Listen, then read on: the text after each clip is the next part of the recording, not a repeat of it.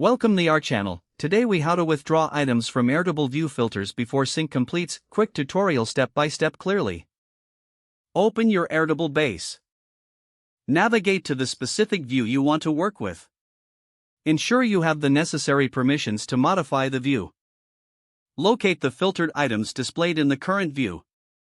Identify the items you would like to withdraw before synchronization. Select the first item you wish to withdraw. Click on the item to open the record details. Look for the option to edit the record. Make adjustments to the record as necessary. Change the filter criteria to exclude the item from the current view. Repeat this process for each item you want to withdraw. Once all items are modified, return to the main view. Verify that the filtered items are no longer visible as intended. Proceed to sync your table with the desired connections. Monitor the sync process, ensuring that updates reflect the changes. Confirm the update by reviewing the sync data in your destination.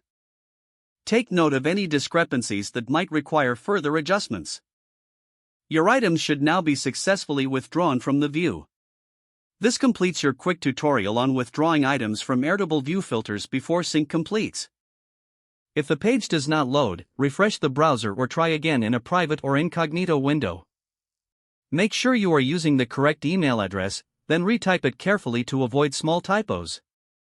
If your password is not accepted, use the reset option and create a new strong password you can remember. Check your spam folder for verification or security emails, then complete any requested confirmation steps. Enable two-factor authentication if available to improve account security and reduce unauthorized access risk.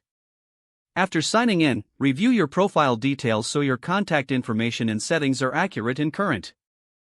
If you see an error message, note it down and try again after restarting your device and internet connection.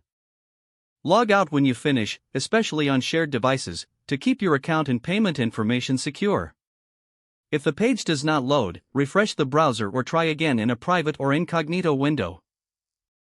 Don't forget to like this video and subscribe to our channel for more step-by-step tech guides.